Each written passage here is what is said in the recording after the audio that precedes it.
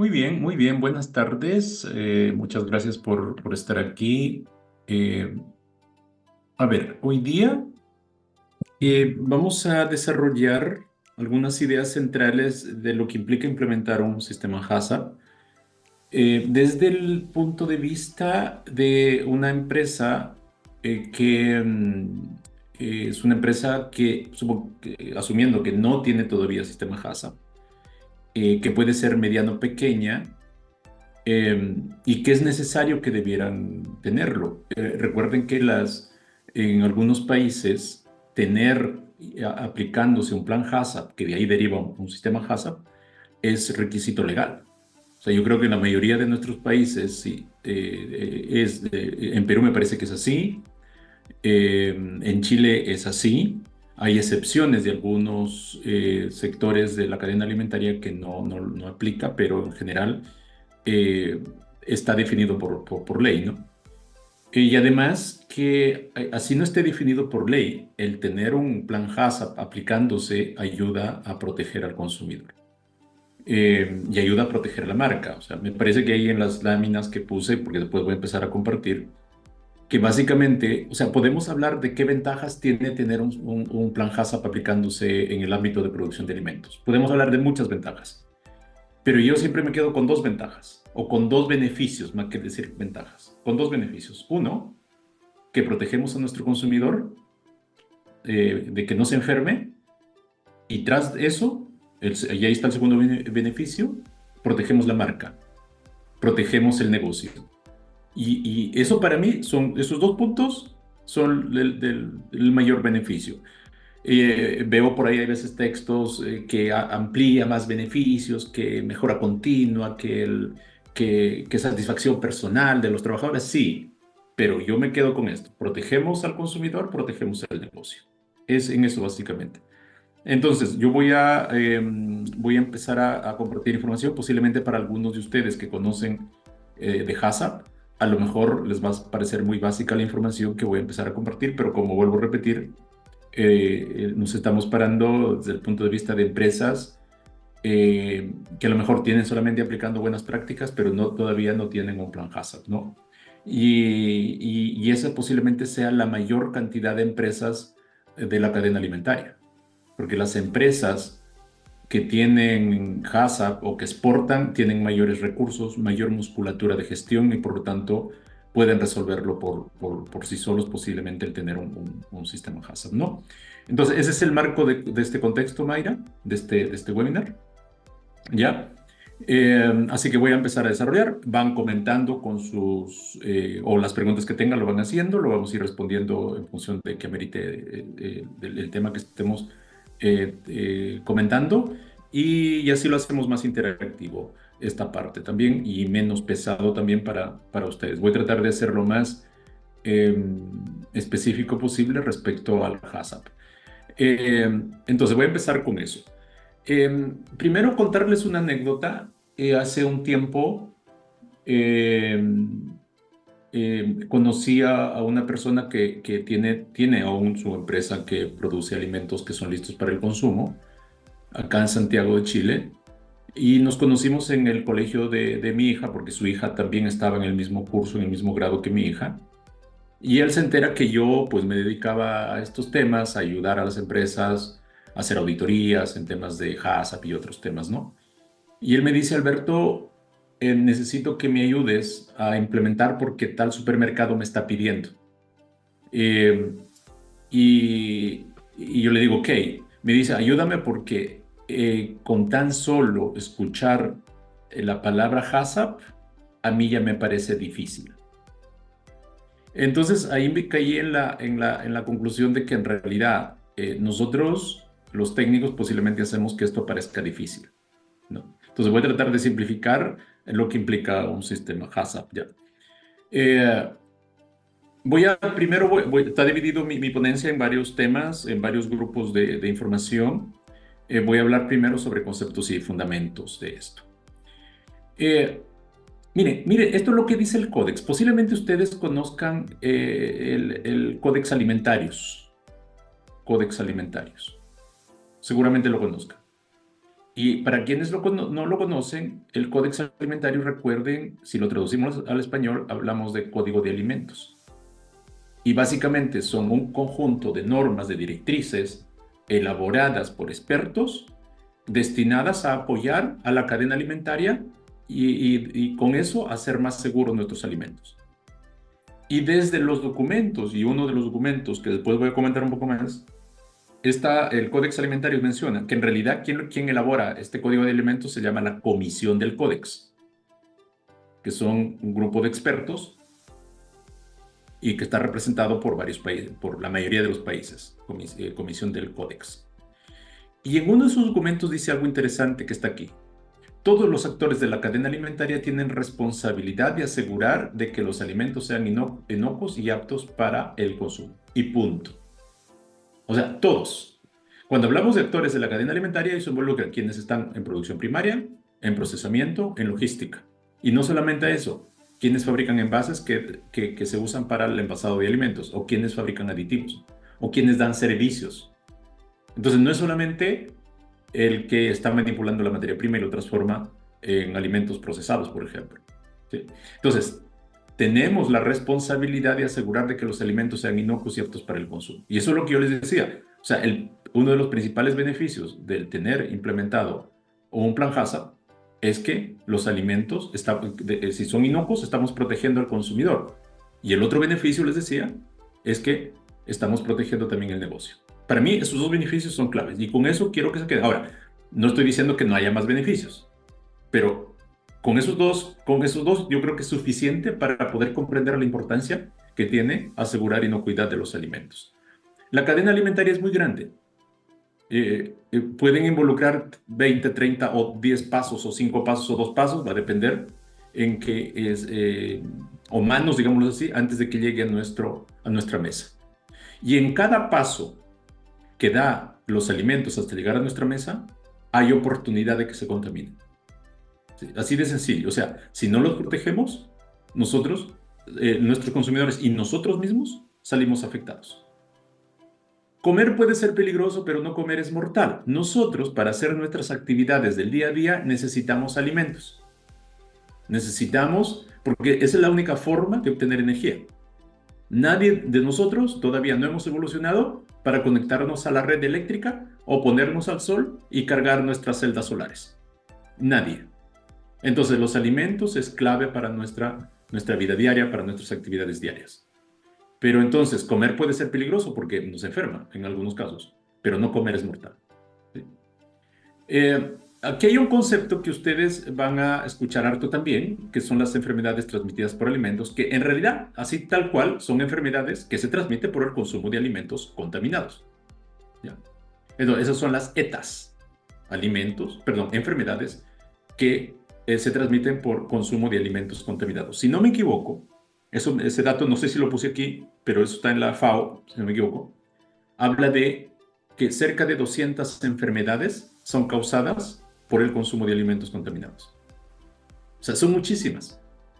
Posiblemente alguna enfermedad que a nosotros nos han diagnosticado o nos diagnosticaron fue derivado de alimentos contaminados, sino que posiblemente no nos digan. ¿Ya? Pero son muchas de enfermedades. La OMS, según su estadística oficial, dice que cada año el 10% de las personas se enferman por consumir alimentos contaminados. 1 de 10. ¿Sí? 10% de las personas. Y yo digo que este dato es muy bajo. Yo creo que es 3 de 10. ¿Por qué? Por una sencilla razón. Porque este dato, 1 de 10, es oficial, es recogido de los ministerios de salud.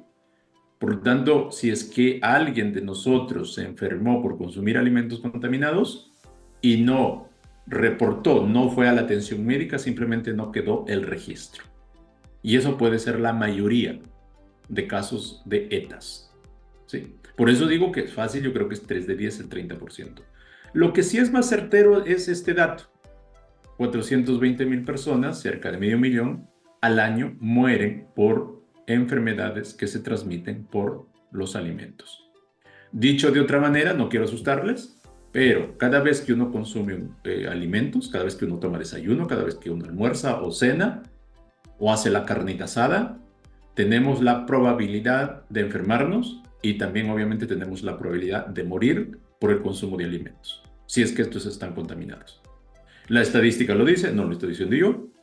Y este dato viene hace rato, es decir, este 10%, este dato viene a pesar de que hemos avanzado en legislaciones, hemos avanzado en aplicar estándares, seguimos teniendo el problema de que esta estadística hasta puede estar en aumento por cambios de tipos de alimentos, por nuevos tipos de procesos, nuevos alimentos.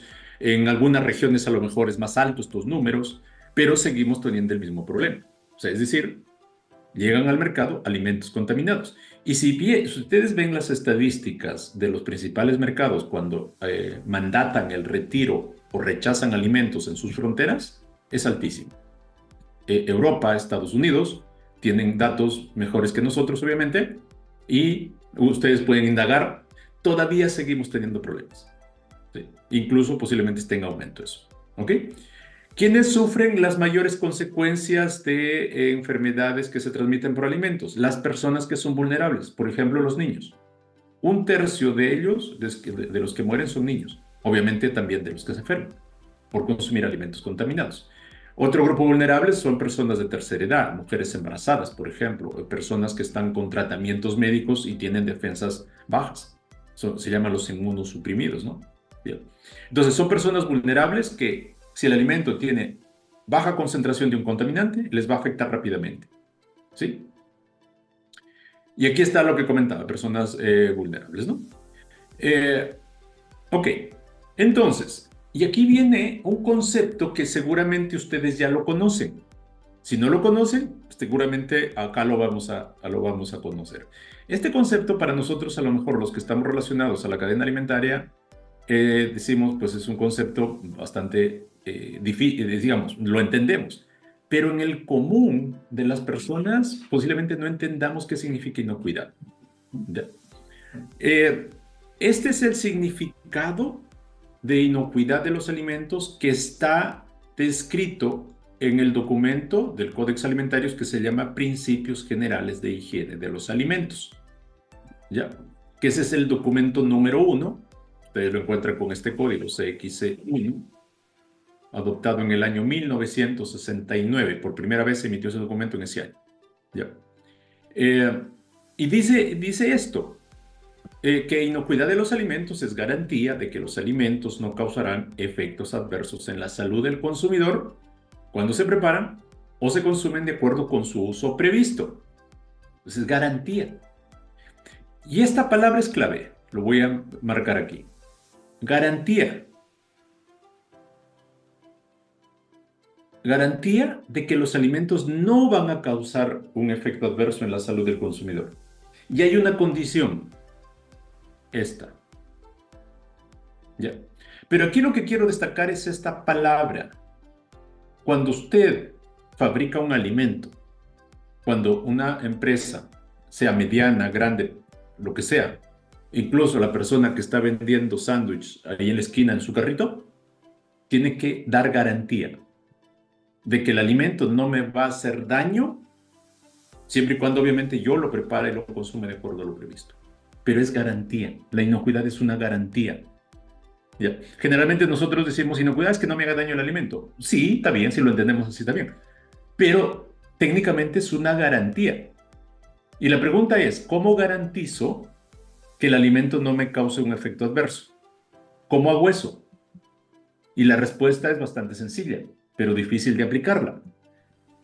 Lo garantizo en el proceso, con las decisiones de todos los días, con la decisión de compra de materias primas, con la decisión de en qué máquina voy a procesar, con la decisión de si es que limpio o no limpio, con la decisión de controlar plagas. Con todas esas decisiones, incluso con la decisión de capacitar a personal, con todas esas decisiones, usted está dando garantía. El problema es que si esas acciones o decisiones no son suficientemente robustas, yo podría no estar dando garantía de que el alimento no causará efectos adversos en la salud del consumidor. Eso es inocuidad. Si lo vemos de otra manera también, esta garantía hasta es un tema ético, es un tema de hacer lo correcto. Si yo estoy en la cadena alimentaria, si yo decidí poner un negocio que elabora alimentos, es que tengo que ser responsable con la inocuidad, responsable con garantizar que mi alimento no va a causar efectos adversos en la salud del consumidor. Y eso es responsabilidad, eso es un tema ético y eso es un tema incluso de hacer las cosas correctas para el negocio. Entonces, eso como primer concepto. Ahora empecemos a hablar de en realidad qué implica esto que se llama HACCP. Y básicamente HACCP corresponde a las siglas en inglés de Hazard Analysis Critical Control Points, que en español significa análisis de peligros y análisis de puntos críticos de control. ¿Sí? Hasta ahí todavía suena de repente difícil eh, de, de entender. Dice, análisis de peligros, ya, pero ¿qué peligros? ¿Y qué implica análisis? Y también análisis de puntos críticos de control. Ya, ¿qué es eso? ¿Qué es un punto crítico de control? Por eso es que este amigo que les decía, que les comentaba al inicio, pues me dijo, ya, con escuchar HACCP, ya me parece difícil. Así que ayúdame. Entonces, claro, nosotros, a lo mejor usted o algunos de ustedes ya están, ya estamos acostumbrados a esto, pues, nos parece fácil, pero podría ser difícil para pues alguien que no ha escuchado esto en su vida, ¿no? Y en realidad, el análisis de peligros y de puntos críticos de control es un sistema que permite identificar, evaluar y controlar peligros significativos. Voy a destacar esto porque de un ratito vamos a conversar un poquito más de esto. Peligros significativos para la inocuidad de los alimentos. Entonces, aquí hay tres cosas que hacer: identificar, evaluar y controlar peligros significativos. Nótese que el foco es peligros significativos. El foco no es productividad. Ya, me puede decir usted, no, pues pero yo necesito productividad porque yo vendo kilos. Correcto. Pero ¿qué pasa si vendes kilos o unidades de alimentos contaminados? No te sirve de nada esos kilos. Entonces aquí es identificar, evaluar, controlar peligros que son significativos para la inocuidad de los alimentos. ¿Cómo nace HACCP? Nace de dos acontecimientos. Los aportes que hizo Edward Deming y sus colaboradores que desarrollaron los sistemas de gestión de la calidad total. Que básicamente la gestión de calidad total se basaba, Edward Deming decía, identifica las actividades que son críticas o claves para la calidad. Entonces, identificabas la actividad crítica para la calidad y Edward Deming decía, oiga, contrólelo, define indicadores y controle. Monitoreelo, supervíselo, inspecciónelo y corrija los errores. Entonces, básicamente es ponga algún indicador que te diga que la actividad va bien, monitorea ese indicador y haz las correcciones o haz las mejoras correspondientes, correcciones o mejoras. Y no les parece, quienes ya conocen PCC, no les parece lo mismo. Es exactamente lo mismo. ¿Ya? Entonces, a partir del enfoque de calidad total, más el programa Cero Defectos de la NASA, Cero Defectos en los alimentos, pero en realidad el Cero Defectos fue un programa que la NASA impulsó para eliminar los defectos a fin de no llevar al fracaso las misiones espaciales. Y obviamente uno de los temas que podría llevar al fracaso a las misiones especiales era que los alimentos vayan contaminados al espacio. ¿Sí? Que los alimentos que iban a consumir los astronautas. Y es por eso que mandató a la empresa que fabricaba los alimentos, oye, asegúrame, cero defectos. Y esta empresa, que creo que hasta el día de hoy existe, se fue con sus ingenieros, pensaron, conocían esto, conocían también la metodología ANFE, de análisis del modo de falla y efectos, y voilà, sale HACCP. No sé si al inicio se llamaba HACCP, yo creo que no, pero después ya dijeron, esto es HACCP. Era el cero defectos en los alimentos en ese momento, ¿no? Pero así nace esto y es un gran invento. Yo siempre digo que si es que este planeta desaparece y nos toca colonizar otro planeta, Ojalá quienes hagan eso lleven al HACCP también. Lleven la guía del HACCP, porque igual vamos a seguir todavía consumiendo alimentos seguramente. ¿Sí? Entonces, un gran invento. ¿Ya? Den gracias a que existe HACCP, que nosotros, los que estamos aquí en este evento, es que tenemos alimentos que no nos han enfermado y que estamos vivos. O sea, es el HACCP nuestro de cada día. ¿Sí? Usted cada vez que consume un alimento es posible que al menos uno de esos alimentos haya sido elaborado bajo el marco del HACCP. Por eso es el HACCP nuestro de cada día. ¿Sí? Hitos importantes, después de que en la década, porque esto sucedió, este programa Cero Defectos fue en los 60 ya, en los años 60. Recuerden que se suponen, y yo creo que es cierto, en el año 69 llega el hombre a la luna, ¿no? Y después, en el año 71, se da a conocer en una conferencia, en 1971, por la empresa que lo inventó. En el 74, la FDA usa para formular regulaciones en alimentos poco ácidos. O sea, Estados Unidos, a partir de los 70, en los años 70, empieza a generar HACCP específicos para ciertos grupos de alimentos, por ejemplo, para alimentos poco ácidos. En 1980 se adopta por grandes compañías. En el año 93, el Codex Alimentarius aprueba las directrices para la aplicación del HACCP y desde allí el HACCP pasa a ser parte del Codex Alimentarius. En el año 2020 y 2022 se hacen revisiones importantes donde se hace actualización importante y eso fue el 2020. Y el 2022 se agrega un anexo, el anexo 4, para que agregan allí una herramienta para identificar los PCC. Esto, digamos, desde que el HACCP sale a la luz hasta el día de hoy. Estamos hablando de ¿cuántos años? Ustedes son buenos en eso, más de 50, ¿cierto? 50 años y un poco más que tenemos con el HACCP. Y el HACCP nuestro de cada día, que nos protege, ¿no? Ahora, ¿dónde está alojado el HACCP? Ya les comenté que el HACCP está alojado, es parte del Código de Alimentos. Y está alojado en un documento que se llama Principios Generales de Higiene de los Alimentos, Código CXC, adoptado en el año 1969. Y esta es su portada. Si ustedes van a la web del Codex Alimentarius, el documento número 1 en las directrices está este documento. Y aquí están los cambios, ¿no? Las versiones. ¿Sí? Este documento se adopta en 1969 y se han hecho mejoras, ¿no? Las últimas mejoras se hizo que se incorpore el anexo 4 en el año 2022. Y este documento, los Principios Generales de Higiene de los Alimentos, es un conjunto de lineamientos que deben comprender y seguir la industria, ¿sí? Y proporciona una base para que las autoridades supervisen la inocuidad. Entonces, miren, aquí hay dos actores importantes, la industria y las autoridades. La industria debe aplicar las buenas prácticas, debe aplicar sistemas para proteger los alimentos y puede usar este documento. Las autoridades también pueden aplicar este documento para supervisar la inocuidad y la idoneidad del alimento. Y básicamente este documento tiene dos partes. Básicamente digo porque si uno considera las partes iniciales que tienen que ver con los 8 principios generales, con las definiciones, hay una parte de fundamentación, si queremos ver así. Pero en términos prácticos, para nosotros aplicarlo, están las buenas prácticas de higiene y el sistema de análisis de peligros y de puntos críticos de control, HACCP, en la segunda parte. ¿Sí? Tiene una propia sección.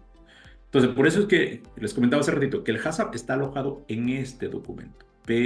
Principios Generales de Higiene de los Alimentos, PGHA, versión 2022, ¿sí? Donde se agregó solamente un anexo.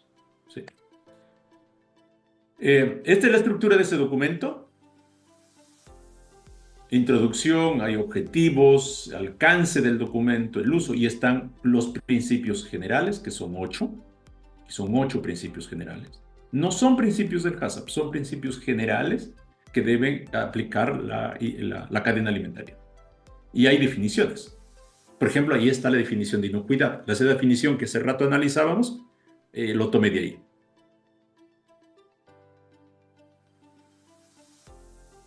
Y la otra parte entonces son las buenas prácticas de higiene Y, y miren lo que tiene. Hay una parte que habla de la producción primaria, prácticas que tengo que aplicar en la producción primaria, por ejemplo, a las buenas prácticas agrícolas, buenas prácticas ganaderas.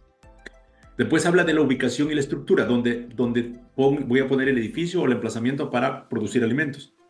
Hay criterios ahí, formación y competencia, mantenimiento, limpieza, desinfección y control de plagas, higiene personal, control de las operaciones, información del producto y educación al consumidor y transporte.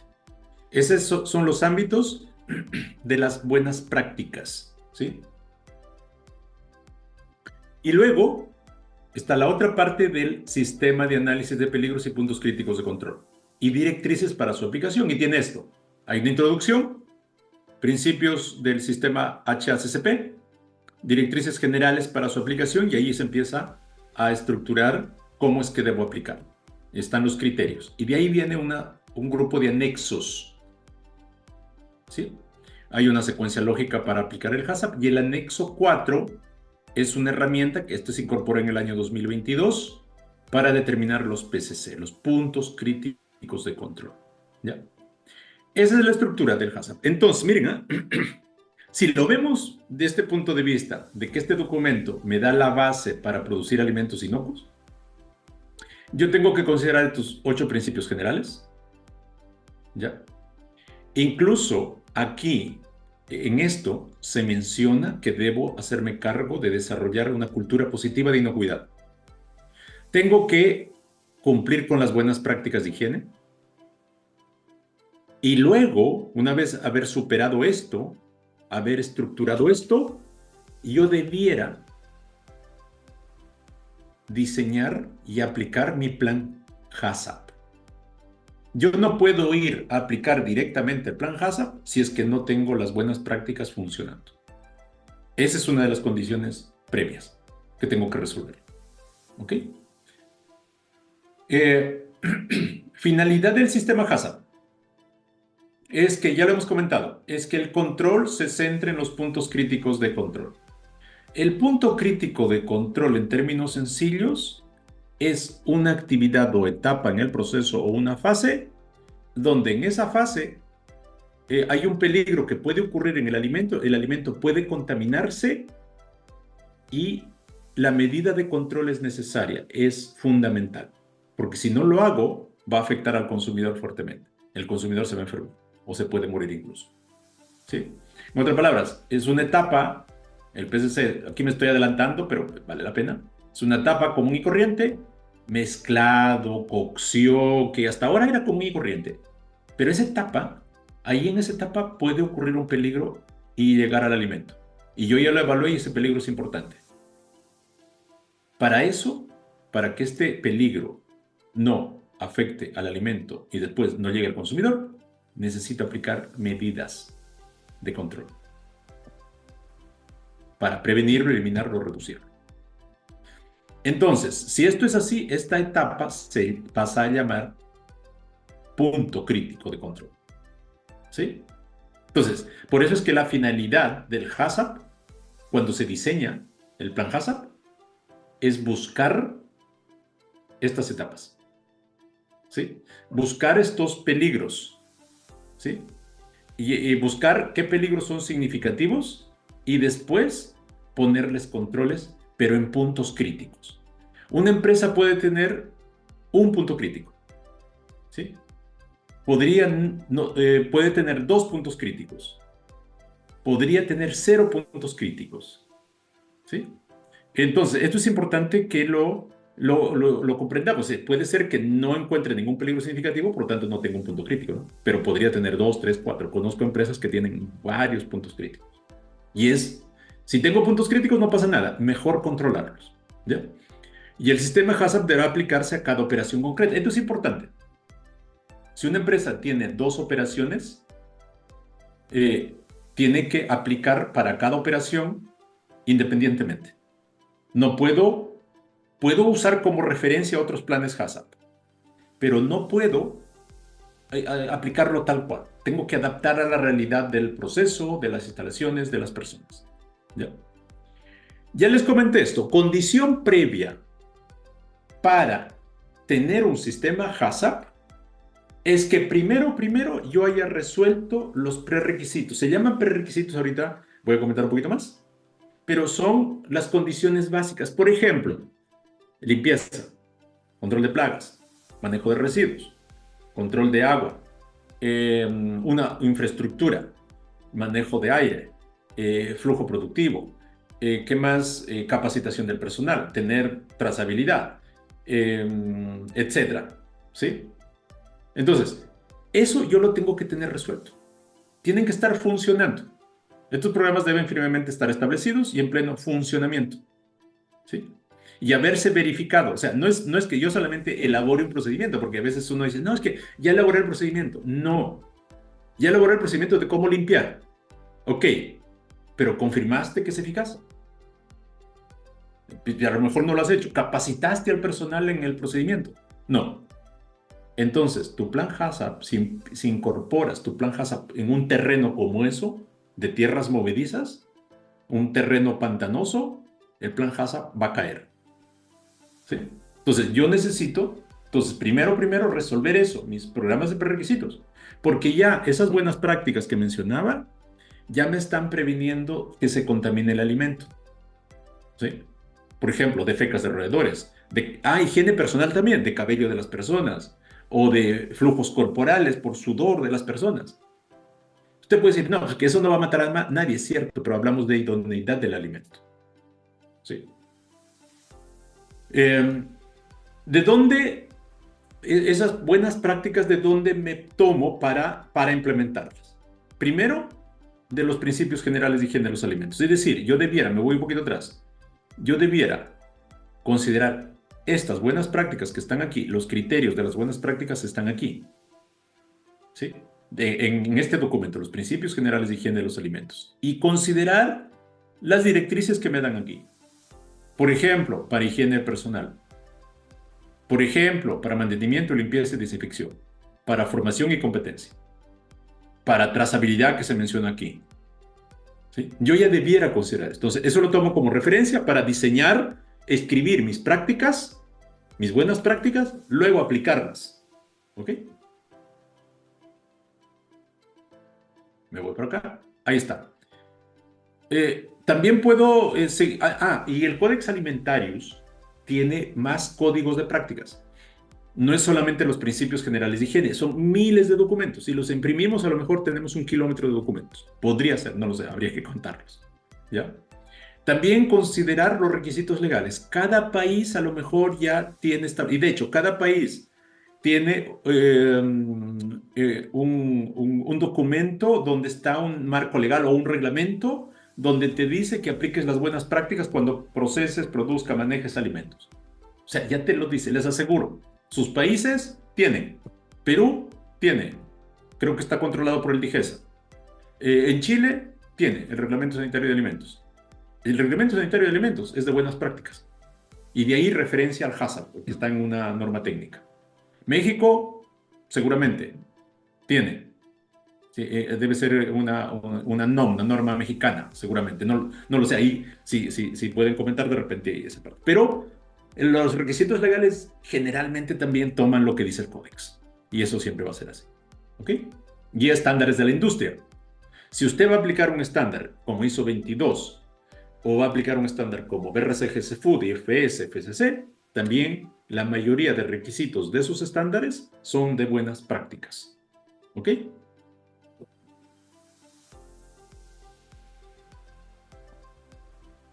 Mayra, ¿levantaste la mano? Tú interrúmpeme, no, Mayra. No, perdóname, Alberto, creo que lo presioné de casualidad. Estaba viendo la pregunta de Luis Arana, de cuántos y cuáles son los programas prerequisitos. Yo conté como 10, pero si vemos acá, o sea, si vemos solamente desde la comisión del códex, perdón, de este documento, estamos hablando de esto, mira, son ámbitos, no es que sean cantidad, ¿no? Por ejemplo, aquí, si no me equivoco, nos habla del agua. Aquí nos habla de la ubicación, dónde ubico, y de las condiciones de la infraestructura, pisos, muros, techos. Ahí si quieres lo divides dos, ¿no? Aquí es formación y por otro lado está la definición de la competencia del personal. mantenimiento de las instalaciones, la limpieza y desinfección, control de plagas. Aquí hay tres.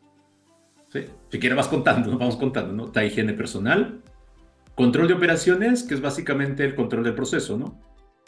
Ahí está control de temperatura, almacenamiento, buenas prácticas de almacenamiento. Aquí información del producto, aquí está etiquetado, está trazabilidad, etcétera. Entonces ahí más o menos son como 13, pero se pueden abrir más dependiendo, por ejemplo, el diseño higiénico se puede considerar hoy día como un prerequisito y eso lo menciona, debe estar en estructura. Aquí, es que eso no lo voy a revisar a detalle, o sea, obviamente en un webinar no lo podemos, pero aquí, por ejemplo, cuando habla de equipos, porque aquí se dividen en varios, o sea, fácil llegamos como a 20, ¿ya? 20 procedimientos con ámbito específico y eso tú lo puedes llamar, por eso se llama programa de prerequisitos, ¿no? Va a depender de en qué ámbito estés, la profundidad que lo pongas. Entonces, cuando habla de equipos, ya este documento, los principios generales de higiene de los alimentos, ya dice que los equipos deben ser diseñados y construidos considerando los principios de diseño higiénico. Entonces, mira, ahí tienes un prerequisito, ¿ok? Cosa que nosotros no lo hacemos, no lo aplicamos. ¿Sí? Mire, imagínense, si el control de plagas no lo hacemos bien, yo digo, ¿cómo vamos a hacer bien diseño higiénico, no? Algo así. ¿Sí? No es por desmerecer de repente los profesionales que estamos en la industria, ¿no? Pero influye mucho la mirada de la gerencia respecto a la inocuidad. Si la gerencia no considera a la inocuidad como una variable del negocio, es re difícil estandarizar prácticas de inocuidad. Si hacemos competir, por ahí en un blog escribí de eso, si hacemos competir inocuidad con productividad, ¿quién gana? ¿Quién gana? Seguramente ustedes lo saben la respuesta. Gana productividad. ¿Por qué? Porque productividad es más poderosa porque tiene aliados poderosos. El principal aliado poderoso, el gerente. Entonces, ¿cómo vas a hacer competir? Entonces, ¿cómo va a ganar la inocuidad frente a ese tremendo ejército que tiene de personas alineadas en producir cantidad? ¿Sí? Es complicado, es difícil ahí. ¿Ya? Nosotros estamos con estos webinars, tratamos de ayudar a que miremos de distinta manera, que la inocuidad sea una variable del negocio. ¿Sí? Alberto, hay otra consulta de Edith. Mande. Nos pregunta por las buenas prácticas de higiene, tiene varios capítulos. Correcto. Saber cuál es la diferencia con las buenas prácticas de manufactura. No sé si está por acá, déjame avanzo, no sé si lo dejé eso, me parece que no. Mira, las buenas prácticas de higiene, pongámoslo así, voy por acá, tienen que ver con las condiciones para mantener un ambiente higiénico, ponlo así. Y las buenas prácticas de manufactura básicamente tienen que ver con la operación, si quieres, se incorporan aquí. ¿Sí? A ver, diferenciamos unas cosas. A ver, voy a tratar de escribir aquí. Limpieza. Control de plagas. Acá voy a poner trazabilidad. Capacitación. Acá voy a poner, por ejemplo, digamos, una forma de elaborar pan. Este sería una buena práctica. Lo último que puse, voy a cerrar esto, sería una buena práctica de manufactura. Estas serían, no, perdón, estas dos primeras, estas dos serían buenas prácticas de higiene. Y estas dos de acá también se pueden considerar como buenas prácticas de manufactura, pero no calzan aquí, porque no es trazabilidad y capacitación, no es una buena práctica de higiene, pero calza más en buena práctica de manufactura. Entonces, este sería buena práctica de higiene, todos de aquí, y estas podemos considerar como buena práctica de manufactura. No sé si ahí con eso ayudo a ver la diferencia. Por eso es que el concepto más general que abarca todo esto se le dice programa de prerequisitos, PPRs. Y eso abarca programas de manufactura, de higiene, incluido trazabilidad y capacitación, que no calzan precisamente en buena práctica de higiene. ¿Sí? Por ejemplo, el diseño higiénico sería una buena práctica de higiene, un grupo de prácticas de higiene. ¿Sí? No sé si con eso ayudo a diferenciar un poquito. En la industria nosotros hablamos de POEs, ¿cierto? Y hablamos solamente de POE. Por ejemplo, un POES, debo establecer un POES para la limpieza o para control de plagas. Pero el POE no es de, yo establezco un POE que puede ser, por ejemplo, la trazabilidad. ¿Sí? Ya. Esto, el códex no lo usa. Esto de acá. No usa ese concepto. Usa buenas prácticas de higiene, también menciona buena práctica de manufactura y también menciona PPR, programa de prerequisitos. ¿Ok? Gracias, Alberto. Hay otra consulta de Reinaldo. Consulta si el sistema HACCP se aplica sin ningún problema a la fabricación de envases plásticos para alimentos.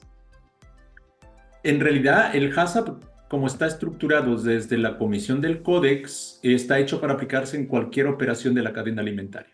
Va a depender del alcance, de la naturaleza del producto, en que tú precises los peligros, porque la diferencia va a ser los peligros, ¿no? El análisis que hagas de los peligros. ¿Ya? Sí se puede aplicar, pero tengan cuidado ahí porque básicamente el envase, si es una lata de aluminio, por ejemplo, nosotros no fabricamos, no estamos fabricando un alimento, pero sí puede transferirse contaminantes hacia el alimento cuando yo envase en esta lata. Por ejemplo, por el barniz. Por lo tanto, yo debiera considerar esos peligros que lleguen al alimento. Entonces, por eso el análisis del peligro es la clave. Después sí lo puedo aplicar. Incluso se puede aplicar hasta en la logística. ¿Sí? Pero hoy día, por ejemplo, hay normas específicas. Las normas reconocidas por GFCI, por ejemplo, no sé si aquí algunos que conocen esas normas, que son específicas para sectores, por ejemplo, para brokers, para logística, para envases, ¿no? Que básicamente derivan un poco el análisis de peligros, pero siempre la base va a ser el HACCP del Códex Alimentario, pero sí se puede aplicar, ¿sí? Hay otra consulta, Alberto. Nos pregunta Sara si en una empresa no se encuentra ningún punto crítico de control en su plan HACCP. Entonces, cuando se hace una auditoría, ¿se auditoría solo el grado de cumplimiento de los prerequisitos, además de verificar si el desarrollo y análisis del plan es correcto? Ya, miren, ahorita desarrollo eso con lo que viene, ¿ya? Ahora desarrollo eso con lo que viene. Listo, la dejamos pendiente. Listo. No, ahorita voy desarrollando, ¿ya? Me hace acordar, Mayra, sí, si es que me olvido. No, ahí lo voy desarrollando. Sí, de acuerdo. Ya. ¿Qué debo tener entonces? Ahí me faltó el acento, la tilde, ¿no? ¿Qué debo tener? Básicamente, yo debo tener un plan HACCP. Yo ya les he comentado, ¿no? Pero primero, el programa de prerequisitos. Eso ya les dije. O sea, tenemos que diseñar, describir los procedimientos. Escribir, pero no se queden solamente en escribirlos. Capacitar al personal y aplicarlos y asegurar que se aplica. Porque si no, no funciona. O sea, tú escribes un procedimiento, lo escribes muy bien, con mucho amor, con mucho cariño, ¿ya? Ya, una vez escrito, una vez estructurado, bien bonito, bien entendible. Procedimientos no interpretables. Porque nosotros somos buenos en hacer procedimientos interpretables. No dejes chance de interpretar. Si me dices cómo voy a recepcionar las materias primas, tienes que decirme clarito cómo lo voy a hacer. ¿Ya? Luego capacitamos. Luego tenemos que confirmar que se está aplicando. Pongámosles, lo tengo que supervisar, pongámoslos por ahora sí. Y tengo que aplicar correcciones si es que no se cumple. Si es que no hago esto y esto está abandonado. Tu protocolo está abandonado. Si no capacitas, las personas no van a entenderte. ¿Sí? Nosotros somos campeones de escribir y lanzamos el procedimiento como si fuera un ladrillo. Y la persona nunca lo entendió. No hagan eso. Dediquen tiempo a estructurar bien, capacitar a las personas, hacer seguimiento y ir corrigiendo. Una vez tenido eso, el programa de prerequisitos, ahora sí instalo mi plan HACCP. Y el plan HACCP, tómelo tal cual, plan. Son documentos o conjunto de documentos preparados de conformidad con los principios del HACCP para garantizar el control de peligros. Ya les comenté que el HACCP nos va a ayudar a controlar los peligros significativos. Pero es un conjunto de documentos escritos, ¿sí? El plan. Hasta ahí no he hecho nada que solamente diseñar un plan. Cuando aplico el plan, implemento el plan, aparece el conjunto de estos dos, si no me equivoco, el conjunto de estos dos se llama sistema HACCP. Cuando ustedes escuchen hablar de sistema HACCP, el sistema HACCP está compuesto del plan y obviamente toda la estructura de documentos que me da el plan y la implementación del plan. Entonces, cuando yo implemento el plan, aparece el sistema. Cuando no implemento el plan, no hay sistema. Solo queda guardado el plan. ¿Ya? Conozco muchos planes guardados, ahí empolvándose, ahí lo desempolvamos cada vez que hay auditorías, y eso no es el sentido de todo esto que estamos hablando, ¿no? ¿Ya? Pasos para implementar el HACCP. ¿Ya? Primero el equipo. O sea, ¿cómo desarrollo este plan? Porque tengo que escribir ese plan. Escribir. ¿Ya? Ahí, trabajar ahí fuerte. Pero lo primero, para empezar a hacer mi plan, necesito un equipo. Reunir un equipo, HACCP. Identifique el alcance, dice el Códex Alimentarios. Pero es un equipo multidisciplinario. Puede estar el área de producción, área de aseguramiento de la calidad, área de ingeniería, mantenimiento, área de logística, dependiendo de la complejidad de la empresa. Entonces, un equipo. Trabajar en equipo, que es difícil también. El problema de trabajar en el equipo es que se desanima el equipo y termina el llanero solitario haciendo todo solo. Luego describo el producto, tengo que conocer el producto. Si elaboro carne mechada lista para consumir, tengo que escribir, de nuevo digo, describir el producto. Definir el uso previsto. ¿Cómo se usa ese alimento?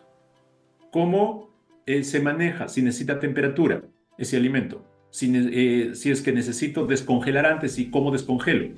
Si necesito cocinar antes o es listo para el consumo. Entonces, toda esa descripción del uso lo tengo que definir. ¿Por qué es importante eso? Porque eso me va a indicar el nivel de riesgo que va a tener en función del uso. Elaboramos un diagrama de flujo, porque ingresa la materia prima, lo proceso, y pasa por varias etapas, y lo saco al mercado. Entonces tengo que elaborar un diagrama y confirmar que lo que dibujé es lo que corresponde, es lo que se hace en el proceso. ¿Sí? Por lo tanto, esto de acá me da un documento, estos dos lo puedo tener en un solo documento, y estos dos de acá en un solo documento. Ahí tengo 3 documentos. Ahora, lo puedo tener en uno solo, no pasa nada. Alguien preguntaba si es que yo no tengo PCCs, ¿solamente me auditorían las buenas prácticas? No, pues te van a auditar este también. Estos 5. ¿Sí? Por eso dije, les respondo más adelantito. Creo que esa era la pregunta, ¿cierto, Mayra? Sí, correcto, Alberto. ¿Ya? Entonces, se está entendiendo. Es decir, yo ya tengo que estructurar mis buenas prácticas, mis 20 procedimientos, 25, dependiendo de la complejidad de la empresa. Y esos procedimientos tienen que haber capacitado al personal que los supervise para que funcionen bien y que los vaya corrigiendo. Todo eso me van a auditar. ¿Ya? Porque eso es la condición mínima básica. Después, ok, te dicen, a ver, ¿tienes un equipo HACCP? Sí, a ver, ¿quiénes son? Es tal persona, ya. Obviamente tienen que estar capacitados porque es la condición. Ya, describiste el producto, a ver, quiero ver la descripción de tus productos. Te van a revisar esto. Ok. Esto se llaman los pasos preliminares para diseñar el plan HACCP. Todavía acá no tengo el plan HACCP, sino que esto puede configurarse como parte del plan HACCP, pero no es el plan HACCP. Son documentos previos. ¿Ya? Luego aplicamos los principios del HACCP, que son 7. El primero, análisis de peligros. ¿Ok? Hago el análisis de peligros y ahí voy a tener un documento. ¿ya?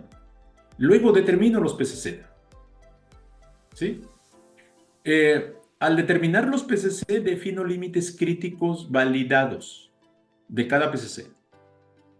Establezco un sistema de vigilancia para cada PCC. Aplico medidas correctivas si hay desviaciones del PCC. Hasta aquí, miren, el 2. Si tengo PCC, se activa el 3, se activa el 4, se activa el 5. Ya. El 6 es validar el plan HACCP y establecer procedimientos de verificación, y que va a incluir verificar los PCC. Y el 7 es establecer un sistema de documentos. ¿Qué pasa si no tengo PCC? No voy a tener este, no voy a tener este. Ah, no, tengo que tener un documento. A ver, ahí están los documentos. 2, 4, 6, 7 documentos. Documentado. Déjenme, voy a borrar para rayar bien. Documentado. Esto tiene, la forma de determinar PCC tiene que estar documentado. Así no tenga PCCs. Porque es una técnica, es una metodología que tengo que aplicar para determinar PCC. ¿Ya? Si no tengo PCC, oye, este también va a ser un documento. Porque además tengo que validar los límites críticos y justificar por qué definí ese límite, esa variable. Esto tiene que estar documentado. Esto también. Esto también. Y obviamente una estructura documental para controlar documentos. ¿Sí? Si yo no tengo PCCs, yo solamente me quedo con este y con este. Este no, este no, este no, este sí. Porque básicamente mi plan HACCP va a estar compuesto por esto y más los pasos preliminares, ¿no? Los programas de prerequisitos o las buenas prácticas no forman parte del plan HACCP. Son independientes. Los programas de prerequisitos apoyan al plan HACCP, es la base, pero no es el plan HACCP. ¿Ok? Eso es muy importante que lo comprendamos también. No es parte del plan HACCP. ¿Ok? Esto también me van a auditar. ¿Sí? No sé si con eso ya respondo la pregunta. ¿Sí? Ya, ahora, ¿puede cambiar esta condición? Yo no tengo PCCs. ¿Puede cambiar la condición? Sí, por eso es que un ámbito de verificación es revisar cada cierto tiempo el plan HACCP. En este caso, si yo no tengo PCCs, volver a revisar mi análisis de peligros porque la condición puede haber cambiado y ahora sí necesito plan HACCP. Sí necesito PCCs, perdón. ¿Sí? Ok. Cuando hablamos de peligros, dice, en la última revisión del Codex del HACCP, Raiza, en el año 2022, que se emitió en el 2023, solamente incorporó el anexo 4 de los principios generales de higiene de los alimentos, ¿ya? ¿Cómo validamos el plan HACCP? El plan HACCP, allí, no, mira, no hay una directriz clara de cómo hacerlo, pero yo os digo que básicamente una vez que tú estructuraste esto, porque esto te da tu plan HACCP, cada documento que está aquí conforma el plan, ¿ya? Y va a ser una revisión de alguien experto, por ejemplo, que revise exhaustivamente, por ejemplo, cómo hiciste tu análisis de peligros, si incorporaste todos los peligros o no, ¿ya? Va a ver cómo determinaste si tienes o no PCC. A lo mejor no corresponde la técnica que usaste, no es adecuada. Entonces no te lo va a dar por válida. Pero yo ahí sugiero que, o sea, va a ser una revisión bibliográfica exhaustiva por alguien que sepa. Esa es la metodología más directa. ¿Ya? Victoria dice, pero si no tengo PCC, igual se considera que la empresa cuenta con... Correcto, igual se considera. ¿Por qué, Victoria? Porque tu plan HACCP va a tener esto, va a tener esta, va a tener esta y va a tener esta. Además de esto sí o sí lo tienes que tener. Entonces sí tienes un plan. Lo que pasa, no tienes PCCs.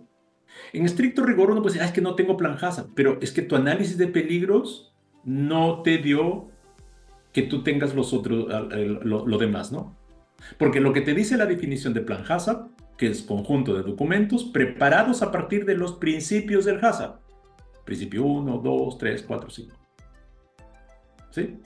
Entonces sí, o sea, si lo vemos así, desde el punto de vista de definición, sí tendrías un plan HACCP, ¿sí? Pero no con PCCs, pongámoslo así. Los prerequisitos, Martín pregunta, ¿deben tener límites críticos validados? No, a lo menos en las directrices, tanto del Códex Alimentarios como en las legislaciones que conozco, no piden que tú pongas límite crítico. El concepto de límite crítico solamente es para el PCC. ¿Sí? No lo piden. Ahora, un procedimiento como limpieza, por ejemplo, yo sí debiera poner algunos límites, que así lo dicen algunos estándares, un límite de limpieza, pero no lo llamamos límite crítico. Si quieres lo llamas límite crítico, pero tampoco se pide validar. Ahora, si es que la limpieza, y eso también ya lo reconoce el códex, si la limpieza es suficiente para eliminar un peligro significativo, yo debiera prestar mayor atención a ese prerequisito. Y eso podría ser incluso validar la limpieza, pero no es una exigencia en las directrices.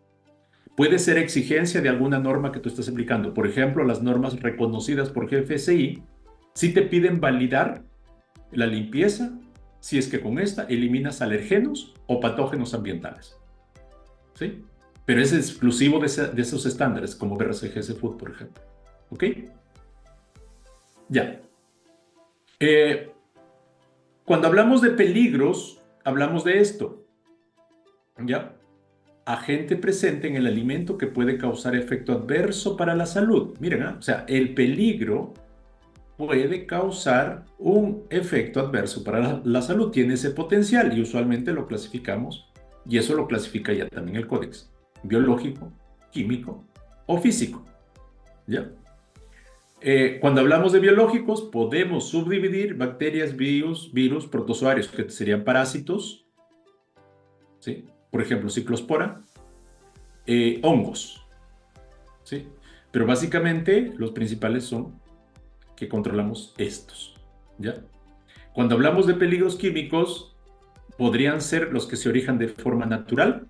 Perdón, aquí en las bacterias, por ejemplo, las famosísimas Listeria, Salmonella, Escherichia coli toxigénica, las patógenas, porque toda la Escherichia coli no es patógena, ¿ya? Virus, hay varios, rotavirus, norovirus. La mayor cantidad de enfermedades transmitidas por los alimentos es por virus, ¿ya? Pero en la industria alimentaria no nos preocupamos de los virus. Le damos bola, perdón lo coloquial, a Salmonella Listeria, que no estoy diciendo que no, sí, son las más letales, pero los virus enferman mucho. Y eso solamente podemos controlar con buenas prácticas. Aquí tu programa de prerequisitos tiene que ser eficaz para los, especialmente si es que tienes alimentos listos para el consumo y hay manipulación de personal, porque la principal fuente de contaminación por virus es desde las personas. No lo digo yo, hay un estudio del Códex que hizo la FAO, creo que hace poquito. Sí. Ya, peligros químicos. Micotoxinas, por ejemplo, y alergenos es de origen natural. Metales pesados, aditivos, pueden ser derivados de la formulación. Agrego un aditivo y ese aditivo a lo mejor puede convertirse en peligro si es que me paso de los límites. Sustancias químicas presentes involuntaria o incidentalmente. Pesticidas, antibióticos, metales pesados. Es decir, manejamos, por ejemplo, detergentes, supongamos, detergentes en el ambiente del proceso. Incidentalmente podrían terminar contaminando el producto. ¿Ok? Peligros físicos. Objetos, generalmente los peligros físicos son, y recuerden, todo cuando hablamos de peligro tiene un potencial de causar daño a la salud del consumidor. Objetos duros, objetos filosos, ¿ya? Y aquí, pues, eso es la mayor cantidad, ¿no? Vidrio, madera, piedras, plásticos, metales, objetos personales se pueden pueden convertirse en peligros físicos. Entonces, cuando nosotros aplicamos el primer principio, identificamos y evaluamos estos peligros. ¿Sí? Básicamente es esto, recopilo los peligros, aquí estoy aplicando el primer principio, recopilo, busco, recopilo, busco en la base científica, busco en los casos que ha habido en el mundo, hago una evaluación de la información de los peligros y las condiciones que favorecen que el peligro llegue al alimento. Con eso clasifico si el peligro es o no significativo. Dicho de otra manera, clasificamos si el peligro es o no importante. Alberto, en cuanto a los peligros, hay una consulta. Martín nos pregunta acerca de los microplásticos. Mira, hasta el día de hoy no están considerados como peligro, por lo menos desde el códex, a no ser Martín tiene más información que de repente nos puede compartir. Pero yo creo que va a ir para allá a considerarse peligro. ¿Sí? No he indagado mucho, pero esa es buena pregunta. Voy a anotarlo por acá para indagarlo. Si a ver, ¿qué efectos? O sea, hay cierta información que sale, pero la información debiera ser confiable. Porque una condición que me olvidé de mencionar es que para tener un buen plan HACCP tiene que estar basado en evidencia científica y obviamente en base legal, científica y técnica, pero confiable. Entonces, lo de los microplásticos es un buen ejemplo. O sea, si hay algo ya, si hay un estudio confiable que dice causa estos efectos en la salud del consumidor, listo, los microplásticos es un peligro, porque pueden llegar a través de los alimentos. ¿Sí? Pero hasta el día de hoy, que a lo menos puede que yo no sepa, uno no lo sabe todo, ¿no? Pero es un buen tema para averiguar, a lo mejor alguien ya hizo el estudio, ¿correcto? Sí. Alberto, hay otra consulta, pero era relacionada a validación que ya pasamos, pero te la comento. Sara nos pregunta, ¿la validación del plan HACCP pasa por la revisión del plan por parte de un profesional externo que no es parte del equipo HACCP y los resultados de la revisión debería ser un informe de validación? La validación no dice, o sea, en las directrices del Códex Alimentarios no menciona quién valide, ¿ya? Por lo tanto, podría ser el equipo HACCP, pero yo recomiendo que mejor lo haga alguien que conozca, puede ser interno o externo, alguien que te destruya tu plan HACCP. O sea, tú le presentas tu plan HACCP en base a esto, tú amablemente, cariñosamente presentas a tu hijo, a tu guagua, que sea esto, digamos, documentado obviamente, y le dices, valídamelo. Básicamente la validación va a ser una revisión exhaustiva. En la buena práctica es eso, ¿no? Una revisión exhaustiva, una destrucción controlada, digámoslo así, o lo agarramos a martillazos a ver si resiste. Si está bien hecho, va a resistir todo el ataque que le va a hacer el validador, las pruebas que le va a hacer. Si están todo, por ejemplo, el validador va a buscar en la legislación para ver qué dice respecto a tu alimento. Va a buscar en la base científica para ver si incorporaste todos los peligros, porque a lo mejor el problema es aquí. Si no incorporaste, imagínate, si no incorporaste 5 peligros, puede que estos peligros de acá podrían ser significativos y podrías tener PCCs. Y tú dijiste que no tienes PCCs. Entonces no está validado tu plan de base. Y sí, debieras tener un informe de validación, ¿sí? Donde diga validación del plan HACCP, fecha tanto, responsable, donde diga qué metodología usó, qué base usó, qué base de información usó y las conclusiones. Y la conclusión básicamente va a ser, el HACCP es validado, es adecuado para controlar los peligros o no. Y si es que no, vas a tener que modificar y volver a validar, por ejemplo. Ya, no sé si con eso ahí respondo a Sara, si no me equivoco. ¿Ya? Ah, acaba de salir, muy bien Luis, acaba de salir. Si puedes compartir, Luis, sería buenísimo. Sobre el efecto en la salud de los nanoplásticos. Mira, buenísimo Luis, gracias, de veras. Si puedes compartirlo, por favor, para los demás, hazlo, porfa. Como te digo, o sea, yo le he venido siguiendo, pero no me he metido así a profundidad a buscar más información respecto a eso. ¿Ya? Por favor, compártenos, Luis, te lo agradecemos todos y todos te deben ya una cerveza. ¿Ya? Anota ahí para cobrarles después, Mayra, a todos ahí, para Luis Eduardo. No sé en qué país está. ¿Ya? Otras consultas acerca de los peligros físicos. Martín nos pregunta si hay un tamaño legal de la partícula para considerarlo. En, a ver, en la sección 555, no, no es chiste, pero es 555, no me acuerdo qué sección de la FDA, habla de entre 7 a 25 milímetros es el riesgo de asfixia, ojo, asfixia en niños menores. Esto es milímetros, ¿ya? Pero en Canadá, porque ojo, menos de 7 puede causarte heridas, sí, más de 25 también, pero aquí este es asfixia. Asfixia. En la legislación canadiense tiene un rango. que dice 2 milímetros, si no me equivoco, era en bebidas, pero por ahí tengo el estudio porque me tocó hacer un estudio eh, para una viña. Por ahí lo debo tener. Ojalá lo pille rápido de repente, pero allí llegamos a Canadá. Canadá hablaba, dependiendo del tipo de alimento, o era 2 milímetros o era 1 milímetro. ¿Ya? Por ahí lo tengo. Lo podemos compartir, Mayra. Después, de repente, si alguien lo quiere para justificar los límites, porque este estudio tuvimos que hacer porque cuestionaron, digamos, al equipo de inocuidad de esta viña el por qué estamos controlando tal nivel, qué legislación. Lo mismo que la pregunta, ¿no? ¿Dónde lo dice? ¿Quién lo dice? Y todo eso, ¿no? Ya, busquemos información, buscamos por allá, por acá, y llegamos a lo más pequeñito, que era la legislación canadiense. ¿Sí?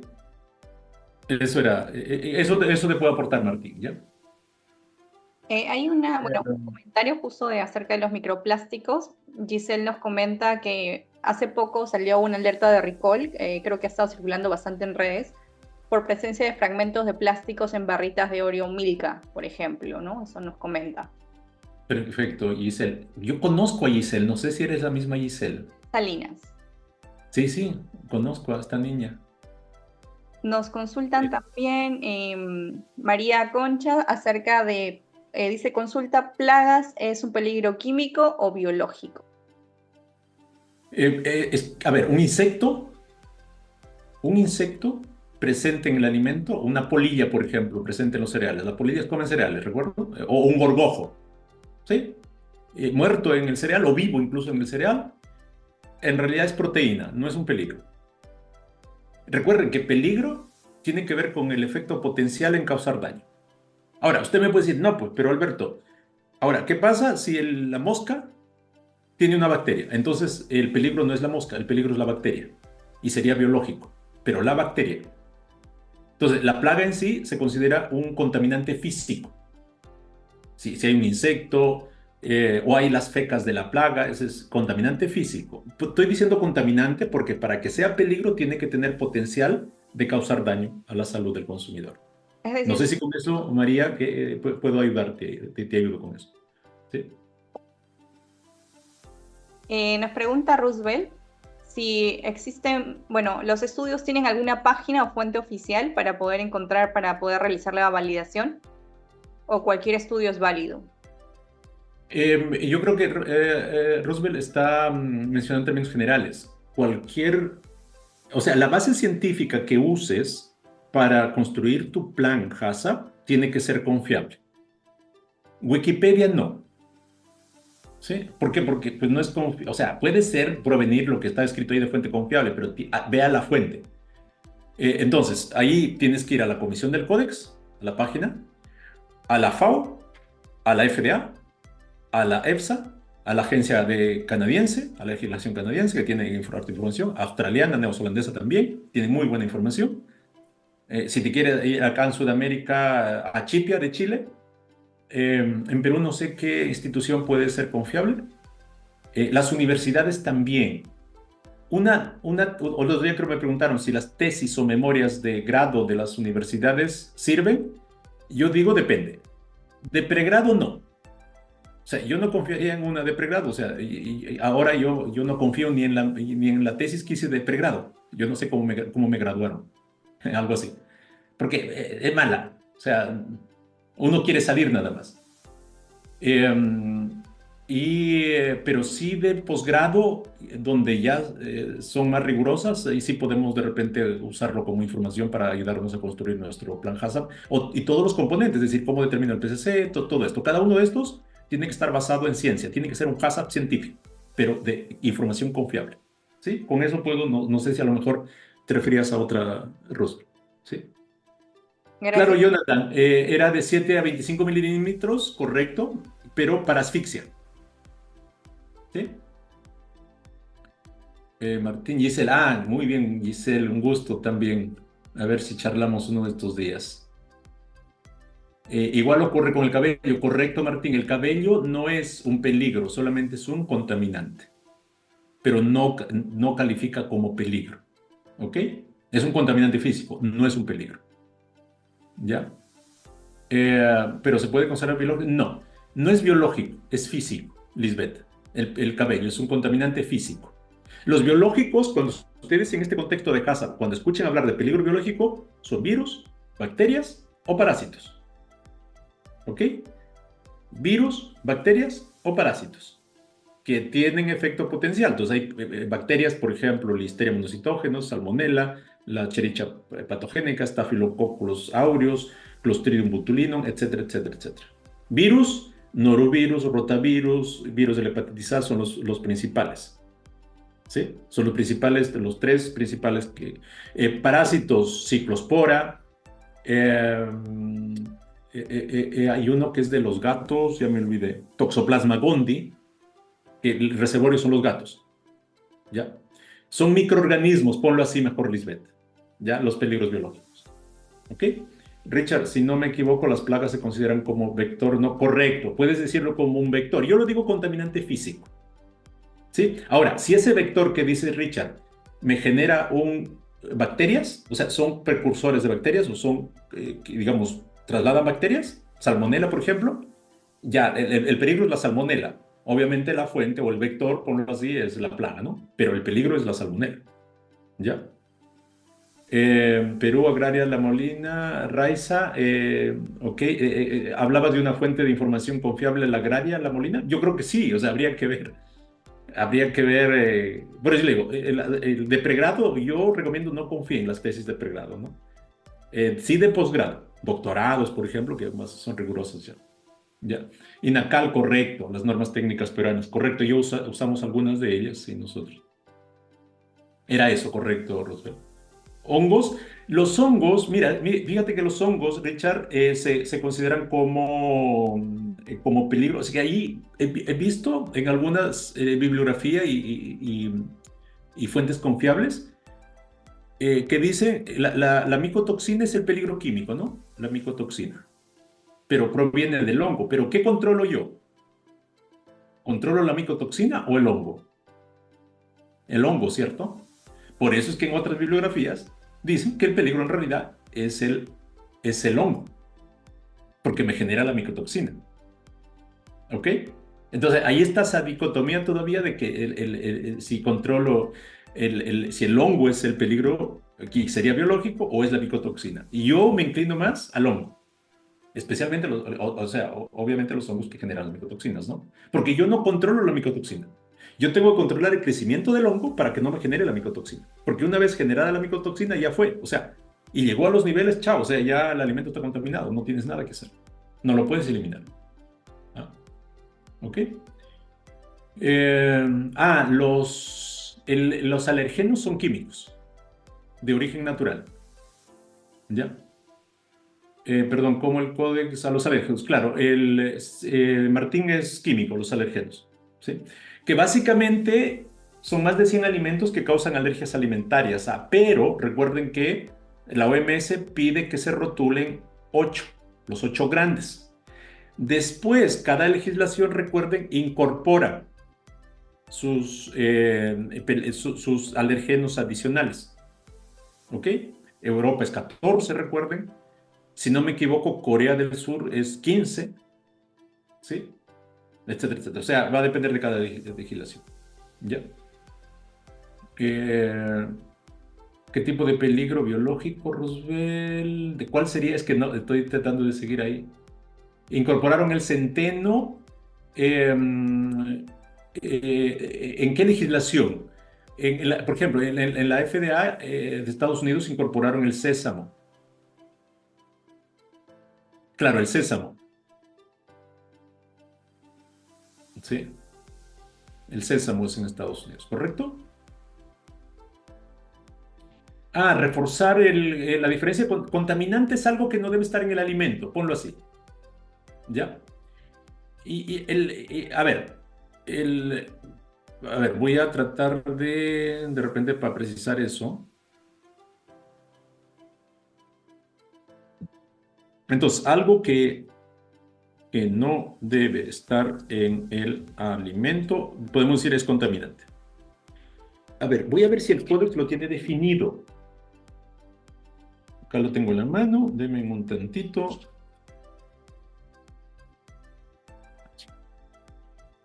Sí. Dice, cualquier agente, miren, contaminante, cualquier agente biológico, químico, físico, materia extraña u otra sustancia no añadida intencionalmente a los alimentos que pueden comprometer la inocuidad o la idoneidad. Entonces, algo que no debe estar, que puede ser físico, químico, físico, químico, biológico, físico, químico, biológico, u otra sustancia extraña o materia extraña, no añadida, ¿ya? Intencionalmente, no añadida intencionalmente a los alimentos, no es un ingrediente, ¿ya?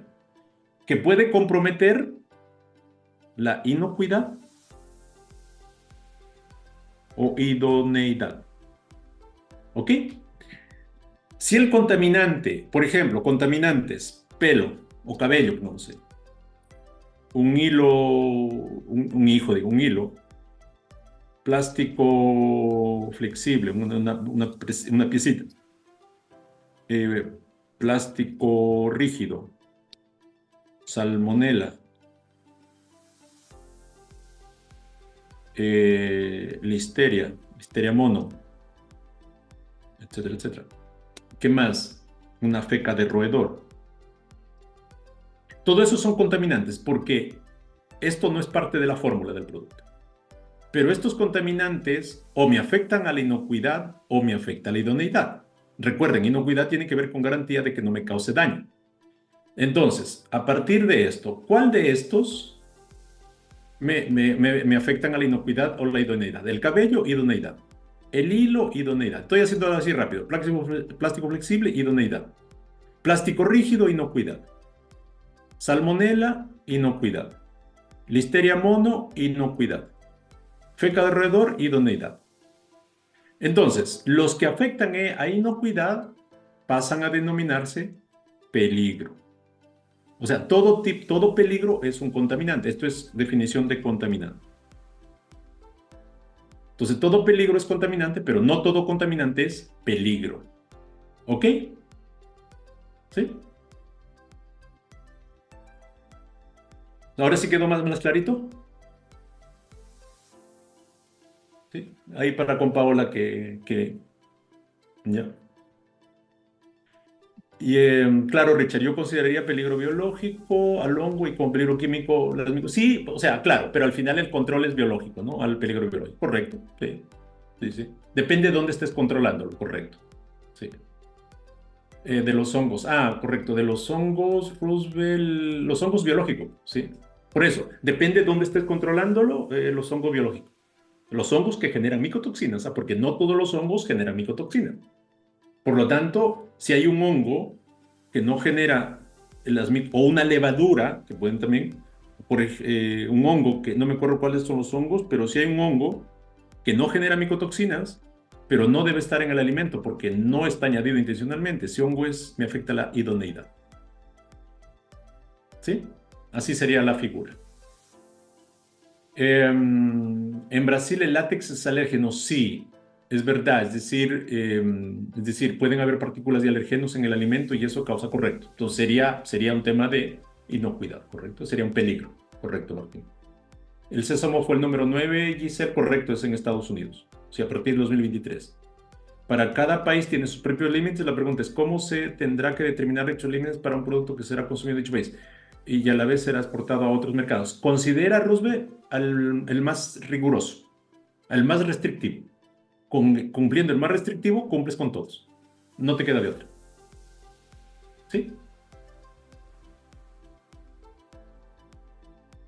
Ah, es que la feca, así porque si la feca no te genera, a no ser que la feca, ojo, si la feca tiene salmonela, si está demostrado, entonces el peligro no es la feca, es la salmonela. Por eso yo dije, la feca sí porque sí, es peligro, es un contaminante físico. ¿Ok? ¿Me dejé entender ahí? ¿Ya?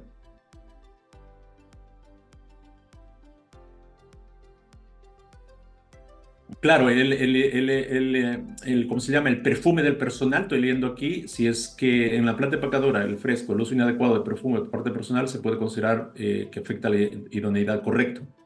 A no ser que tengas información que ese tipo de perfume te genera un efecto en la salud. ¿Sí? Por eso, todo está en la base científica. Eso es muy importante. Si ustedes se apegan a la base científica, van a tener un buen plan HACCP. ¿Ya? Claro, Valeria dice, la feca alrededor no afectaría la inocuidad. Claro, es que la feca por sí es un contaminante físico, ¿sí? A no ser que tengas una feca muy grande que alguien lo asfixie, o sea, un niño podría ser, pero habría que ver ahí la base que estamos usando.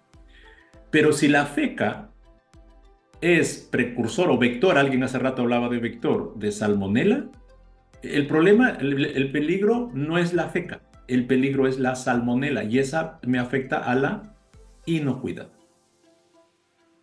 ¿Se entiende la relación ahí? ¿La diferencia también, por favor? ¿Sí? Correcto, el polvo lo mismo. El polvo en sí es algo físico, un contaminante físico, pero si el polvo tiene estáfilo, porque en el medio ambiente podría haber estáfilo en el polvo y eso está demostrado, entonces yo lo que considero es el Staphylococcus aureus como peligro. ¿Ya? Correcto. Los tatuajes de las manos manipuladores es algún tipo de... Mira, no tengo información, Sara, por las tintas podría ser, pero habría que ver qué base científica, alguna información ahí, que alguien esté diciendo sobre los tatuajes, porque Sara, ¿qué opina del tatuaje en las manos? Yo opino que, es decir, eh, entiendo que no conozco mucho de si es que, porque entiendo que son permanentes, es decir, no va a haber migración porque el problema es que podría haber migración de tintas, ¿no? Pero, o de metales pesados, pero yo creo que va a migrar a la persona que tiene el tatuaje más que al alimento, ¿no? Pero a lo mejor hay algún estudio por ahí que nos respalde, claro, ahí ya podríamos considerarlo de otra forma, ¿no? Claro, Maricruz, el cabello no es un peligro, es un contaminante físico. No es un peligro. Recuérdate que un peligro tiene el potencial de causar daño a la salud y eso estamos hablando ámbito de inocuidad. Si es que el contaminante no afecta a la salud, solamente está afectando la idoneidad del alimento porque no debe estar en el alimento. Y eso lo considero solamente como un contaminante, como el caso de los cabellos, ¿no? ¿Sí? Ya.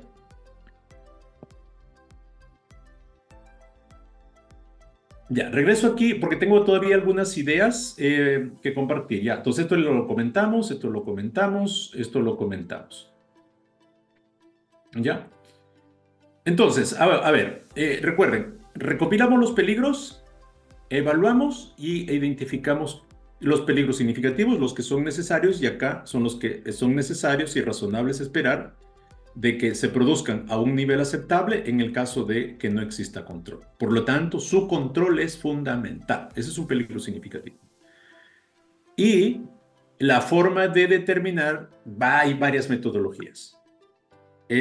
Una de ellas es esta, que esto está en la norma chilena 2861, si no me equivoco. Pero ojo aquí, el análisis de peligros consiste en evaluar información de los peligros y las condiciones que lo originan. El análisis de peligros en la definición no está que usted ponga probabilidad y severidad como esto. Ojo, ¿eh?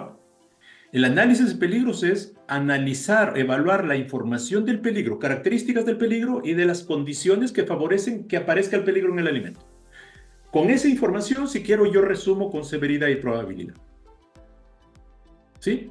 No se vayan directamente a poner probabilidad. Porque si me pides poner probabilidad mía a la salmonela, yo te digo, ponle la más baja. ¿Sí? Ya, pero me vas a decir, ¿en qué te basas? Ah, no, porque yo quiero ponerla la más baja. Eso cuando no usamos la información científica. Encuentro muchos análisis así en la industria. Análisis que no están bien fundamentados y que se preocuparon de poner probabilidad sin tener información base. O severidad sin tener información base. Información científica. Nosotros en la industria no hacemos ciencia. Nosotros aplicamos la ciencia. Por eso es que te debemos recopilar. ¿Ok? Es irresponsable ir y poner directamente probabilidad, sin tener la información, y de hecho, esta es la definición de análisis de peligros. Recopilar la información de los peligros y las condiciones que originan que esos peligros lleguen al alimento. ¿Sí? Por ejemplo, tengo un mezclador. Puede haber roce metal-metal. ¿La probabilidad cuánto es? ¿Cuánto lo pone? Alguien me puede decir, no, es que como nunca me ha ocurrido, no lo pongo. Pero oye, es que cuando se acelera y desacelera la máquina, cuando paro la máquina hay roce. Pero nunca se ha desprendido, ponle bajo, porque nunca ha ocurrido. Pero estoy viendo las condiciones en que podrían originar eso. Por lo tanto, yo, si quiero poner probabilidad, tengo que usar la información que recopilé. De acá, de las condiciones que originan. ¿Sí? Por lo tanto, tendría que ser una probabilidad alta para controlar o para prevenir. Entonces, nosotros estamos mal acostumbrados, incluso yo debo declarar, debo confesar, que hacía malas evaluaciones cuando estaba en la industria. Y teníamos el temor de que si ponemos probabilidades altas, lo que correspondía, íbamos a necesitar PCCs y eso nos hacía lentos, improductivos, atentaba contra el negocio. Qué cosa tan falsa. Sí, eso era en un par de empresas que yo estuve en la industria. ¿Ya? Y yo me crecí con eso. Crecí, me refiero profesionalmente. Pero pues después me di cuenta que en realidad no es así. Aquí hay algunos ejemplos, ¿sí? Pero entonces ustedes pueden encontrar harto ejemplo, ¿no? Me lo salto. Aquí está un poco referenciado, aquí está, el 555-425 de la FDA. ¿Ya? Ya, me lo salto también aquí. Por lo tanto, determinamos el PCC. Acá está la definición de PCC, fase en la que aplicamos una o varias medidas de control para un peligro significativo en un sistema HACCP. Entonces, en el PCC, ya les comentaba, ahí aplico medidas de control para un peligro significativo. ¿Ok? Una vez que tenemos PCC, entonces analizamos peligros, encontramos peligros significativos, determinamos si requiero o no PCC. Defino límites críticos, que son los criterios observables o medibles. Yo le digo son los indicadores o variables. ¿Para qué sirven los límites críticos? Para vigilar, para monitorear. ¿Sí? Y monitorear significa observar o medir el PCC en relación a sus límites críticos. La vigilancia me va a decir si es que estamos o no dentro de los límites. Si es que estamos fuera dentro de los límites, medidas correctivas, porque el producto puede estar contaminado, puede que el peligro no haya sido controlado. Luego, validamos y verificamos. Y esto es la Ouija 2.0, lo llamo yo, porque es un ritual. Principio 1, principio 2, principio 3, principio 4, principio 5, principio 6, y todo esto tiene que estar documentado y gestionado con un sistema documental y de registros, obviamente. Ahí están los 7 principios que dan estructura a mi plan HACCP. ¿Ok? Aquí está un poco de definición de validación, ya lo hemos comentado. La validación establece la base científica y demuestra de que lo que voy a aplicar logrará el resultado. ¿Sí? Y validamos, según lo que nos pide los principios generales de higiene del Códex, las medidas de control y sus límites críticos, eso está en el principio 3, y validamos el plan HACCP que ya hemos comentado. ¿Sí? La verificación, yo debo saber si está funcionando lo que definí. Entonces, la verificación le va al plan. Yo estoy aplicando mi plan HACCP. Tengo PCC y estoy aplicando un plan de control del PCC. Ahora, debo saber si está funcionando.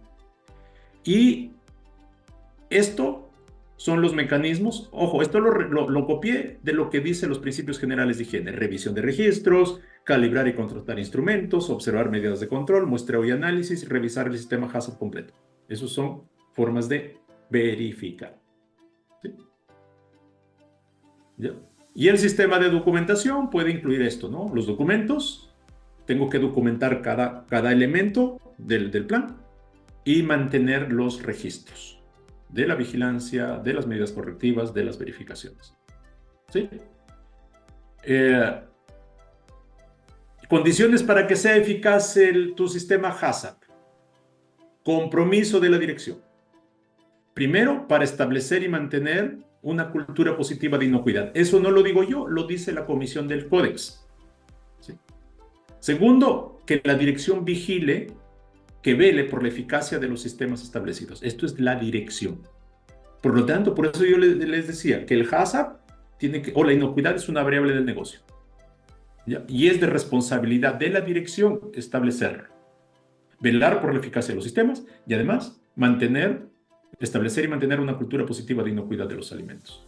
Hoy en día, si lo miramos de una manera más holística, la cultura positiva de inocuidad de los alimentos es la base. Sin eso, esto no va a ser sostenible.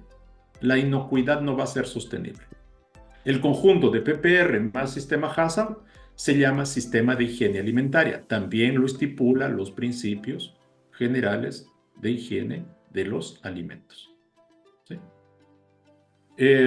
Elementos para cultivar una cultura positiva son 5. Compromiso de la dirección y de las personas en producir alimentos seguros. Compromiso. Y la única medida real del compromiso son las acciones. Si usted dice que estoy comprometido y no hago nada, simplemente no está comprometido. O sea, decir que estoy comprometido es fácil. Hacerlo, hacer acciones, eso es el verdadero compromiso. Liderazgo para dirigir e involucrar a todo el personal. No puedo desarrollar cultura si es que no hay líderes de la inocuidad. El liderazgo es clave. Todo se levanta y todo cae por el liderazgo. Eso no lo digo yo, lo dice uno de los expertos en liderazgo, John Maxwell. ¿Sí?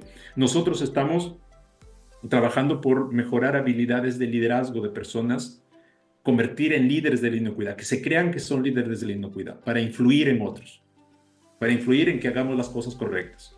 Entonces, estamos estableciendo ahí un programa que ya lo venimos aplicando. Si alguien necesita, nosotros ahí tenemos círculos de liderazgo que son reuniones y donde se van abordando varios temas ahí. ¿Ya? Porque el liderazgo es clave. Podemos ser expertos técnicamente y de hecho una condición para ser líder de la inocuidad es que yo sea fuerte técnicamente.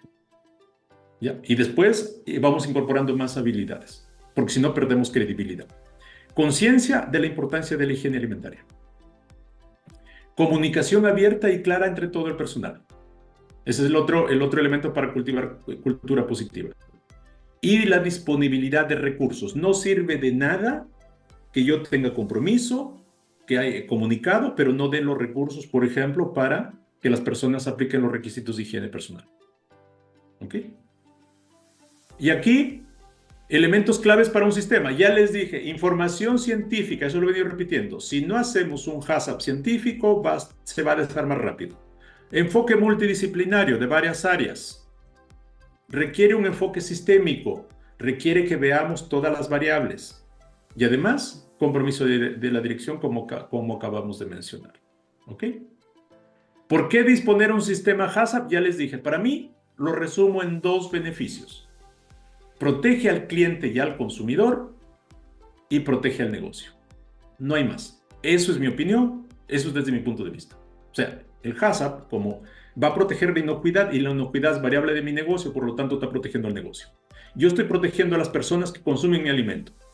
Si yo no protejo a las personas, estoy yendo contra mi negocio, porque me debo a que las personas sigan consumiendo y ojalá mi alimento sea de calidad, sea rico. Pero si no es inocuo, así sea rico, no te sirve de nada. ¿Ya? Y aquí está, y termino con esta frase de Peter Drucker, que es una de las personas a quien admiro yo. Bueno, eso ya no existe, o sea, murió en 2005 Peter Drucker, pero es el padre de la administración moderna. Y en donde en uno de sus libros se lanza esta frase: no hay nada tan inútil como hacer con gran eficiencia algo que no debería haberse hecho en absoluto. Lo explico. En la industria alimentaria, nosotros hace rato les dije, ponemos a competir inocuidad y productividad. ¿Quién gana? Siempre productividad. Kilos, kilos, kilos, mayor velocidad de máquina, aceleremos, mayor rentabilidad, mayor margen. El directorio quiere que tengamos más ganancias, por lo tanto, más venta, hagamos más producción. Productividad, productividad, productividad. Pero eso es inútil si es que el alimento sale contaminado, no es idóneo, o sale con peligros al mercado y hasta puede matar a algunas personas. Por eso hago eco de lo que dice Peter Drucker. No hay nada tan inútil como hacer con gran eficiencia algo que no debería haberse hecho en absoluto. ¿Sí? Así que con eso termino. Muchas gracias. Si en algo les podemos ayudar, encantados. Incluso tenemos un programa, ahí Mayra de repente puede comentar más, un programa de usar círculos de la inocuidad, así como se tienen círculos de calidad, pero aquí este serían círculos de la inocuidad para ayudar a pequeñas empresas a aplicar sistema HACCP, porque es necesario, porque les va a proteger a su negocio. Y muchas veces, y muchas de las empresas, posiblemente no tengan los recursos suficientes porque les puede salir muy caro la implementación solos de un plan HACCP. ¿Ya? Entonces, este programa está por ahí. Si necesitan más información, ahí Mayra les puede entregar. ¿Ok?